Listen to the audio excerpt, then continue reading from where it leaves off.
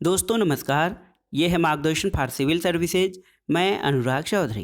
दोस्तों आज की वीडियो में आप पढ़ेंगे अर्थशास्त्र, समाजशास्त्र एवं लोक प्रशासन का अत्यंत ही महत्वपूर्ण टॉपिक नियोजन यानी प्लानिंग। इसमें आप जानेंगे नियोजन का अर्थ क्या है, नियोजन की प्रमुख विशेषताएं कौन सी हैं, नियोजन की प्रक्रिया कैसी होती है, इसके उद्देश्य क्या हैं, प्रमुख सिद्धांत और नियोजन के प्रकार कौन से हैं। अंत में आप जानेंगे नियोजन की आवश्यकता या इसका महत्व क्या है। दोस्तों आप इसका पीडीएफ भी डाउनलोड कर सकते हैं, लिंक मैं डिस्क्रिप्शन बॉक्स में डाल दूंगा। तो आइए शुरू करते हैं आज का वीडियो। नियोजन यानी प्लानिंग, अर्थ, परिभाषा, विशेषताएं, प्रकार एवं महत्व। दोस्तों नियोजन का साधारण अर्थ क्या है, इसको पहले समझ लेते हैं। दोस्तों नियोजन को प्लानिंग या हिंदी में आयोजन भी कहा जाता है। वर्तमान परिस्थितियों को ध्यान में रखकर किसी लक्ष्य की प्राप्ति के लिए भविष्य की रूपरेखा तैयार करने के लिए आवश्यक संसाधनों और क्रियाकलापों को व्यवस्थित करना नियोजन कहलाता है। तो वर्तमान परिस्थितियों को ध्यान में रखकर, इसलिए कि हमारे पास कौन से संसाधन हैं और हमको उस आधार पर कौन से क्रियाकलाप करना है, उसके आधार पर ही नियोजन की प्रक्रिया पूरी की जाती है। दोस्तों नियोजन या प्लानिंग एक प्रकार से प्रबंधन यानी कि मैनेजमेंट से घनिष्ठ रूप से जुड़ा हुआ है और ये प्रबंधन का एक प्राथमिक कार्य है। दोस्तों सभी प्रकार के संगठनों में, चाहे उसका स्वरूप कुछ भी हो, सामाजिक हो, राजनीतिक हो, आर्थिक हो, सभी प्रकार के संगठनों में नियोजन की आवश्यकता पड़ती है। क्योंकि कौन सा कार्य कब करना है, कैसे करना है, कितनी मात्रा में करना है, ये सब नियोजन के निर्धारक होते हैं। आइए जानते हैं नियोजन क्या है, यानी इसका अर्थ क्या है। दोस्तों जब कोई व्यक्ति किसी कार्य को कब करना है, कैसे करना है, कहाँ करना है और किस रूप में करना है, इन प्रश्नों पर विचार करता है तो विभिन्न विकल्पों में से किसी एक निर्णय पर पहुंचता है, उसे ही नियोजन कहते हैं। और साधारण शब्दों में कहा जाए तो भविष्य के कार्यों का वर्तमान में निर्धारण ही नियोजन है।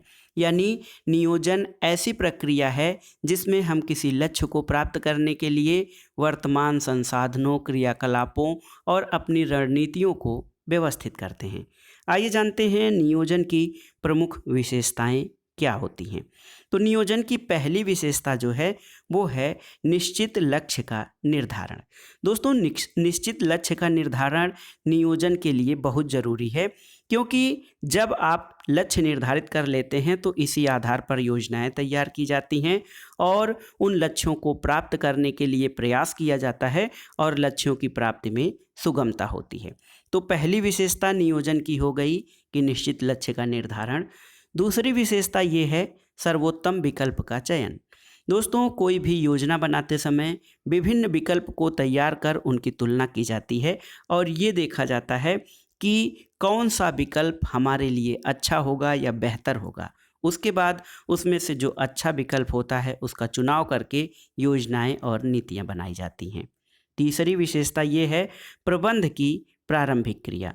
दोस्तों प्रबंध के लिए विभिन्न कार्यों में से प्रथम प्रक्रिया नियोजन की क्रिया है। यानी किसी भी प्रबंध यानी मैनेजमेंट के लिए हमें नियोजन बहुत ही आवश्यक जो है गुण होता है और इसके पश्चात ही प्रबंध का कार्य प्रारंभ होता है, क्योंकि बिना नियोजन के हम कोई भी प्रबंध का कार्य नहीं कर सकते हैं।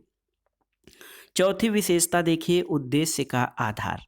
तो नियोजन संस्था के उद्देश्यों की पूर्ति के लिए बनाया जाता है और उद्देश्यों की पूर्ति के लिए जिन कार्यों को करना होता है उसी के संदर्भ में नियोजन किया जाता है। नियोजन या आयोजन निर्माण का उद्देश्य जो होता है वो संस्था के उद्देश्यों की कम से कम लागत और अधिकतम सफलता की प्राप्ति। यानी नियोजन का एक उद्देश्य ये भी होता है कि किस प्रकार से कम लागत में अधिक से अधिक उत्पादन या फिर अधिक से अधिक परिणाम प्राप्त किया जाए। एक विशेषता है दोस्तों सर्वव्यापकता। तो संपूर्ण प्रबंधन में नियोजन व्यापक रूप से जुड़ा हुआ है। प्रबंध के प्रत्येक क्षेत्र में नियोजन का अस्तित्व है और प्रत्येक प्रबंधक या मैनेजर जो होता है उसको योजनाएं बनाने के लिए सभी स्तर पर योजनाएं बनाता है। इसलिए जो नियोजन है वह एक सर्वव्यापी प्रभाव रखता है। लोचता देखिए जो हमारा नियोजन का कार्य है उसमें लोच का गुण बहुत ही ज़रूरी है, क्योंकि आवश्यकता अनुसार उसमें परिवर्तन करना पड़ता है और ये आवश्यकता अनुसार हमारी परिस्थितियों के आधार पर हमारी रणनीति में परिवर्तन होता है। योजनाएं जितनी ही लचीली होती हैं, योजना उतनी ही सफल होती है। बौद्धिक प्रक्रिया। दोस्तों, नियोजन निश्चित रूप से एक बौद्धिक प्रक्रिया है। चूंकि विभिन्न विकल्पों में से किसी श्रेष्ठ विकल्प का चयन करना होता है, जो कि तर्कों, सिद्धांतों और संस्था के हितों को ध्यान में रखकर निर्णय लिया जाता है। इसलिए नियोजन की एक विशेषता इसका बौद्धिक प्रक्रिया होना है।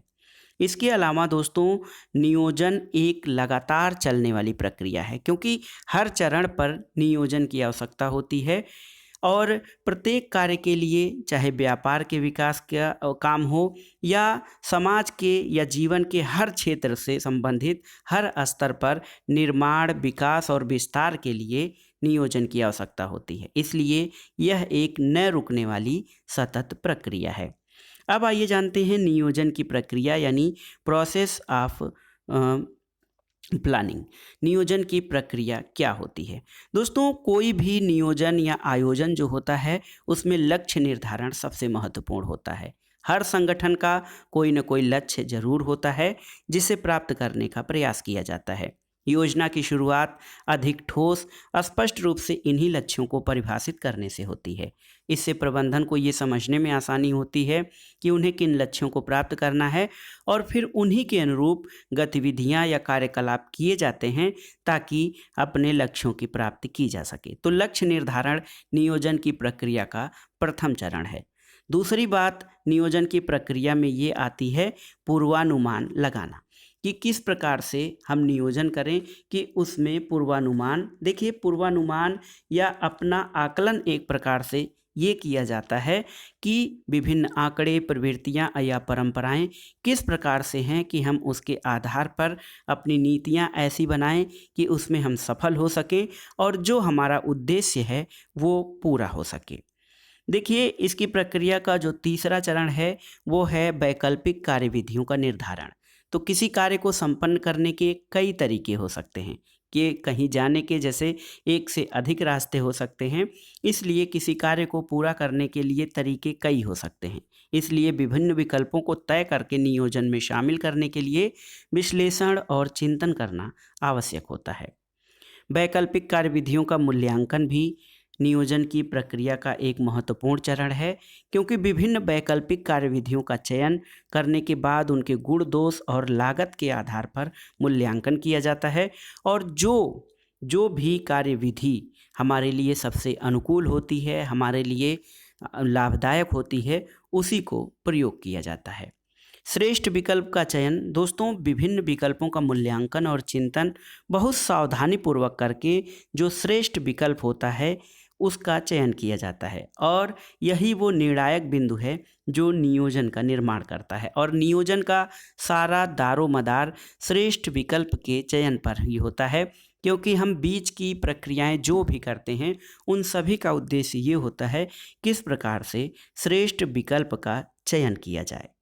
दोस्तों, उप योजनाओं का निर्माण भी नियोजन की प्रक्रिया का एक चरण है, क्योंकि मूल योजना के कार्य को सरल बनाने के लिए छोटी छोटी योजनाएं या चरणबद्ध योजनाएं, जिनको कि उप योजना कहा जाता है, उनका निर्माण किया जाता है, जो लचीला होता है ताकि प्रतियोगियों के गतिविधियों का मुकाबला करने के लिए मोर्चाबंदी किया जा सके। इसके अलावा क्रियाओं का क्रम निश्चित करना बहुत ही महत्वपूर्ण है और ये नियोजन की प्रक्रिया का बहुत ही महत्वपूर्ण अंग होता है, क्योंकि योजना और उप योजना का निर्माण हो जाने के बाद क्रिया या हमको क्या कार्रवाई करनी है, क्या काम करना है, उनका एक क्रम निश्चित किया जाए ताकि कौन सा कार्य कब करना है, किस दशा में करना है, कहाँ करना है, ताकि हम अपने लक्ष्य की प्राप्ति कर सकें। और सबसे महत्वपूर्ण या लास्ट स्टेज इसका प्रक्रिया का ये है क्रियान्वयन एवं अनुसरण।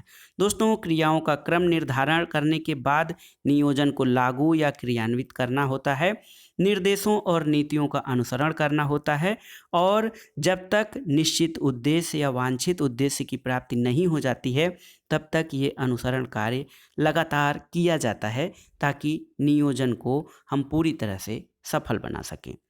आइए जानते हैं दोस्तों नियोजन के उद्देश्य क्या होते हैं या नियोजन की आवश्यकता क्यों होती है, नियोजन क्यों किया जाता है। दोस्तों, नियोजन कार्य विशेष के निष्पादन के लिए भावी आवश्यक रूपरेखा बनाकर उसे एक दिशा प्रदान करता है और जब हम दिशा युक्त प्रयास करते हैं तो लक्ष्य की प्राप्ति आसान होती है। दूसरी बात यह है कि नियोजन के माध्यम से संगठन से संबंधित व्यक्तियों, आंतरिक एवं बाह्य को संगठन के लक्ष्यों, उन्हें प्राप्त करने की विधियों के संबंध में जानकारी प्राप्त होती है। तीसरा उद्देश्य, नियोजन संगठन की विविध क्रियाओं में एकात्मकता लाता है जो नीतियों के क्रियान्वयन के लिए आवश्यक होता है। नियोजन उपलब्ध विकल्पों में से सर्वश्रेष्ठ विकल्प का चयन है। नियोजन ये निर्णयन से भी काफ़ी हद तक संबंधित है, मैनेजमेंट से तो संबंधित है ही। नियोजन हमारे पास जो उपलब्ध विकल्प होते हैं उसमें सर्वश्रेष्ठ या सबसे अच्छे विकल्प का चयन करना होता है, जिसके परिणाम स्वरूप क्रियाओं में अपव्यय के स्थान पर मितव्ययिता आती है और काम भी आसानी से हो जाता है। इसके अलावा दोस्तों, नियोजन का उद्देश्य भावी पूर्वानुमानों के आधार पर वर्तमान की योजनाएं बनाना होता है और पूर्वानुमान को नियोजन का सार तत्व कहते हैं, क्योंकि पूर्वानुमान के अभाव में हम योजनाएं या उनके बारे में सोच नहीं सकते हैं। नियोजन का अगला उद्देश्य ये है कि संस्था के भौतिक और मानवीय संसाधनों में समन्वय स्थापित करके मानवीय संसाधनों द्वारा संस्था के समस्त संसाधनों को सामूहिक हितों की ओर निर्देशित किया जाना चाहिए। नियोजन में भविष्य की कल्पना की जाती है और परिणामों का पूर्वानुमान लगाया जाता है। संस्था की जोखिमों और संभावनाओं को जांचा परखा जाता है। इसके अलावा दोस्तों, नियोजन के परिणाम स्वरूप संगठन में एक ऐसे वातावरण का सृजन होता है जो स्वस्थ प्रतिस्पर्धा को प्रोत्साहित करता है। नियोजन का एक उद्देश्य नियोजनानुसार कार्य को पूरा किया जाता है, जिससे संगठन को लक्ष्यों की प्राप्ति अपेक्षाकृत सरल हो जाती है। संगठन में स्वस्थ वातावरण का सृजन करना नियोजन का प्रमुख उद्देश्य है, क्योंकि इससे स्वस्थ मोर्चाबंदी और स्वस्थ प्रतिस्पर्धा को बल मिलता है और नियोजन समग्र रूप से संगठन के लक्ष्यों, नीतियों, उद्देश्यों, कार्यविधियों, कार्यक्रमों आदि में समन्वय स्थापित करता है। आइए जानते हैं दोस्तों, नियोजन के प्रमुख सिद्धांत कौन कौन से हैं। नियोजन करते समय हमें कुछ तत्वों पर ध्यान देना होता है, इसे ही कुछ सिद्धांतों में वर्गीकृत किया गया है। आइए जानते हैं। पहला है प्राथमिकता का सिद्धांत। ये सिद्धांत जो है दोस्तों, इस मान्यता पर आधारित है कि नियोजन या प्लानिंग करते समय प्राथमिकताओं का निर्धारण किया जाना चाहिए और उसी के अनुसार नियोजन या योजनाएं बनानी चाहिए, क्योंकि हमारी जो प्राथमिकता होती है, हमें कौन सा काम पहले करना है, हमें ये पहले निश्चित कर लेना चाहिए और उसी के आधार पर हमें अपनी योजनाएं बनानी चाहिए, ताकि हम क्रमबद्ध या चरणबद्ध रूप से अपने लक्ष्यों को प्राप्त करते चलें। दूसरा सिद्धांत दोस्तों, नियोजन का लोच का सिद्धांत है और प्रत्येक नियोजन लोचपूर्ण होना चाहिए, फ्लेक्सिबिलिटी होनी चाहिए, जिससे परिस्थितियां बदलने पर हम अपने रणनीति में, क्रियाविधि में, कार्रवाई में आवश्यक परिवर्तन कर सकें, समायोजन कर सकें, ताकि उसके आधार पर हमें लक्ष्यों की प्राप्ति में आसानी हो। तीसरा प्रमुख सिद्धांत है कार्यकुशलता का सिद्धांत। नियोजन करते वक्त कार्यकुशलता को ध्यान में रखना चाहिए और इसके तहत न्यूनतम प्रयत्नों और लागतों के आधार पर संगठन के लक्ष्यों को प्राप्त करने में उपयोग किया जाता है और जिस कार्य में हम दक्ष होते हैं उस कार्य को आसानी से कर लेते हैं। लेकिन यदि किसी काम में हमें कुशलता नहीं है तो उसके लिए हमें अतिरिक्त प्रयास की जरूरत पड़ती है और हम अपनी रणनीति उसी के आधार पर बनाते हैं। चौथा सिद्धांत नियोजन का व्यापकता का सिद्धांत है। दोस्तों, नियोजन में व्यापकता होनी चाहिए और नियोजन प्रबंध के सभी स्तरों के अनुकूल होना चाहिए, तभी लक्ष्यों की प्राप्ति आसानी से हो सकती है। पांचवा समय का सिद्धांत है। नियोजन करते समय विशेष का ध्यान रखना चाहिए, जिससे सभी कार्यक्रम निर्धारित समय में पूरे किए जाएं और निर्धारित लक्ष्यों को प्राप्त किया जाए। यदि आपने कोई लक्ष्य निर्धारित किया है, वो समय से नहीं पूरा हो पाता है, तब भी उसे विफल ही माना जाएगा, क्योंकि समयबद्ध या चरणबद्ध प्रक्रिया जो समय से पूरी की जाती है, नियोजन का उद्देश्य तभी सार्थक हो पाता है। छठा है दोस्तों विकल्पों का सिद्धांत। तो नियोजन के अंतर्गत उपलब्ध सभी विकल्पों में से श्रेष्ठतम विकल्प का चयन किया जाता है, और ऐसा इसलिए क्योंकि न्यूनतम लागत पर वांछित परिणाम तभी प्राप्त किए जा सकते हैं जब हम कई विकल्पों में से या कई प्रकार के जो हमारे पास चयन के माध्यम होते हैं, तरीके होते हैं, उनमें से कोई एक जब सर्वश्रेष्ठ विकल्प चुना जाता है, तभी हम जो है नियोजन के लक्ष्य को पा सकते हैं। सहयोग का सिद्धांत सातवां सिद्धांत है। नियोजन के लिए संगठन में काम करने वाले जो सभी कार्मिक हैं, उनके बीच सहयोग और टीम भावना होनी चाहिए। कर्मचारियों के सहयोग और परामर्श के आधार पर जो नियोजन किया जाता है, उसमें सफलता की संभावना अधिकतम होती है। आठवां सिद्धांत नीति का सिद्धांत है, और ये सिद्धांत इस बात पर बल देता है कि नियोजन को प्रभावी बनाने के लिए ठोस और सुपरिभाषित नीतियां बनाई जानी चाहिए। नौवां प्रतिस्पर्धात्मक मोर्चाबंदी का सिद्धांत है।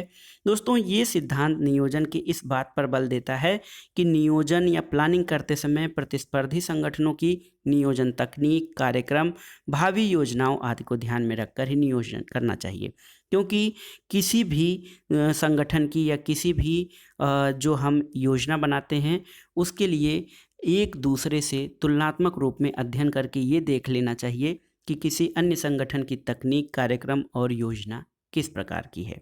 नौवां सिद्धांत निरंतरता का सिद्धांत है। तो दोस्तों आप जानते हैं कि नियोजन एक गतिशील और निरंतर जारी रहने वाली प्रक्रिया है, क्योंकि समय परिवर्तनशील है, उसी के आधार पर परिस्थितियां भी बदलती हैं। नियोजन करते समय इसकी निरंतरता और परिस्थितियों को ध्यान में अवश्य रखा जाना चाहिए। 10वां मूल्यांकन का सिद्धांत है। तो नियोजन के लिए ये भी जरूरी है कि समय समय पर योजनाओं का मूल्यांकन किया जाए, जिससे आवश्यकता पड़ने पर उसमें आवश्यक संशोधन किया जाए और दिशा परिवर्तन किया जा सके। 11वां जो है ये संप्रेषण का सिद्धांत है। दोस्तों प्रभावी संप्रेषण या जो कम्युनिकेशन होता है, उसके माध्यम से प्रभावी नियोजन संभव है। नियोजन, उसके क्रियान्वयन, विचलन, सुधार आदि के संबंध में कर्मचारियों को समय समय पर जानकारी दी जा सकती है और सूचनाएं प्राप्त की जा सकती हैं। और संप्रेषण की आप जानते हैं कि नियोजन में महती भूमिका है, और आज सूचना प्रौद्योगिकी का युग है। ऐसे में संप्रेषण का सिद्धांत और भी अधिक सार्थक और प्रभावी बन गया है नियोजन के लिए। आइए जानते हैं दोस्तों नियोजन के प्रमुख प्रकार कौन कौन से हैं। तो नियोजन के कई प्रकार हैं दोस्तों। इसमें हम समयावधि और उद्देश्यों के आधार पर इसके प्रकारों का अध्ययन कर सकते हैं। समयावधि के आधार पर देखिए, दीर्घकालीन नियोजन, अल्पकालीन नियोजन है।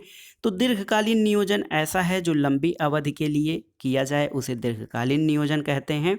दीर्घकालीन नियोजन दीर्घकालीन उद्देश्यों की पूर्ति के लिए किया जाता है, जैसे पूंजीगत संपत्तियों की व्यवस्था, कुशल कार्मिकों की व्यवस्था, नवीन पूंजीगत योजनाओं को क्रियान्वित करना, स्वस्थ प्रतिस्पर्धा बनाए रखना। ये सभी दीर्घकालीन नियोजन के जो हैं प्रकार हैं। इसके अलावा अल्पकालीन नियोजन।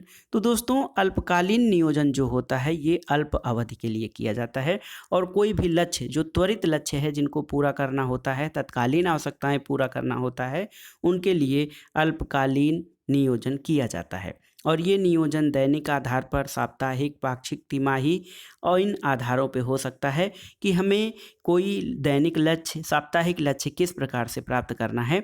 इसके लिए अल्पकालीन नियोजन की प्रक्रिया अपनाई जाती है। भौतिक नियोजन। दोस्तों ये नियोजन किसी उद्देश्य के भौतिक संसाधनों से संबंधित होता है। इसमें भवन, उपकरण आदि की व्यवस्था की जाती है। इसके अलावा क्रियात्मक नियोजन जो है नियोजन का एक प्रकार है, और ये संगठन की क्रियाओं से संबंधित होता है। यह किसी समस्या के एक पहलू के एक विशिष्ट कार्य से संबंधित हो सकता है, और ये समस्या उत्पादन, विज्ञापन, विक्रय, बिल आदि किसी से संबंधित हो सकती है। स्तरीय नियोजन भी नियोजन का एक प्रकार है। ये सभी संगठनों में पाया जाता है, क्योंकि संगठनों में स्तर होते हैं और एक दूसरे पे जो है, चाहे वो क्षैतिज स्तर हो या ऊर्ध्वाधर हो। कुशल प्रबंधन के लिए प्रबंध को कई स्तरों में विभाजित किया जाता है, और ये उच्च स्तरीय, मध्य स्तरीय और निम्न स्तरीय विभाजन किया जा सकता है। इसके अलावा नियोजन का एक प्रकार दोस्तों उद्देश्य आधारित नियोजन है। इसमें विभिन्न उद्देश्यों की पूर्ति के लिए नियोजन किया जाता है, जैसे सुधार योजनाओं का नियोजन, नवाचार योजना का नियोजन, विक्रय संवर्धन नियोजन, ये सभी उद्देश्य आधारित नियोजन के प्रकार हैं। दोस्तों, नियोजन के प्रकार जानने के बाद आइए जानते हैं नियोजन का महत्व यानी इम्पोर्टेंस ऑफ प्लानिंग। दोस्तों, आप जानते हैं कि नियोजन जो है विभिन्न विकल्पों में से एक विकल्प का चयन करना होता है ताकि हम आगे अपने जो लक्ष्य निर्धारित करते हैं उनको आसानी से प्राप्त कर सकें। नियोजन के महत्व को हम कुछ बिंदुओं के रूप में देखेंगे। पहला है कि नियोजन लक्ष्य प्राप्ति में सहायता करता है, क्योंकि नियोजन की शुरुआत हम उसमें एक लक्ष्य निर्धारित करते हैं और इन लक्ष्यों को तभी पूरा किया जा सकता है जब हम समस्त क्रियाएं पूरी तरह से नियोजित और व्यवस्थित होकर करें। कोई कार्य जब व्यवस्थित और सही समय पर पूरा किया जाएगा तो हमें अपने लक्ष्य प्राप्ति में आसानी होगी। दूसरा महत्व ये है संसाधनों का सर्वोत्तम उपयोग नियोजन के माध्यम से किया जा सकता है, क्योंकि जो हमारे पास संसाधन होते हैं और वो तत्कालीन संसाधनों के आधार पर हम नियोजन करते हैं तो उसमें क्या होता है कि हम अपने लक्ष्यों की प्राप्ति के लिए बेहतर जो है प्रयास कर सकते हैं, क्योंकि जो हमारे पास संसाधन होते हैं हम उसी के आधार पर अपनी क्रियाएं करते हैं। न्यूनतम लागत, तो नियोजन के माध्यम से जो चयनित विकल्प हैं उनके कारण उत्पादन के लागत में कमी करने में सहायता होती है और नियोजन के द्वारा अनुत्पादक और अनावश्यक क्रियाओं को समाप्त करते हुए सीमित साधनों का सदुपयोग करने से लागत में कमी भी आती है। दोस्तों, नियोजन का एक महत्व ये है कि इससे मनोबल में वृद्धि होती है। जब हम कोई कार्य व्यवस्थित ढंग से करते हैं तो हम उसमें सफल होते हैं। ऐसा जीवन के प्रत्येक क्षेत्र में निश्चित है। नियोजन की प्रक्रिया में विभिन्न विकल्पों में से जब हम श्रेष्ठ विकल्प का चयन करते हैं तो इससे लोगों में आत्मविश्वास बढ़ता है, सफलतापूर्वक संस्था के कार्य को संपादित करते हैं और मनोबल की वृद्धि जो होती है वो हमें अन्य बड़े कार्यों को पूरा करने के लिए भी प्रोत्साहित करती है। निर्णय लेने में सुविधा नियोजन का एक महत्व और है, क्योंकि नियोजन से प्रबंधकों को निर्णय करने की दिशा प्राप्त होती है और लक्ष्य प्राप्ति के लिए कार्यप्रणाली को ध्यान में रखकर तैयार की गई योजना से लक्ष्य हासिल करने और कार्य योजना संबंधी दिशा निर्देश तैयार करने में मदद मिलती है। नियोजन का महत्व इसमें भी है कि इसमें समन्वय और नियंत्रण भी होता है, क्योंकि नियोजन से समन्वय यानी कोऑर्डिनेशन और कंट्रोल में मदद मिलती है। सही तरीके से यदि कोई योजना तैयार की गई हो तो हम उसके कार्यप्रणाली के बारे में पहले से जानते हैं। इससे हम जो है टीम में समन्वय कर सकते हैं और यदि कोई समस्या आ रही हो तो हम उस पर नियंत्रण भी स्थापित कर सकते हैं।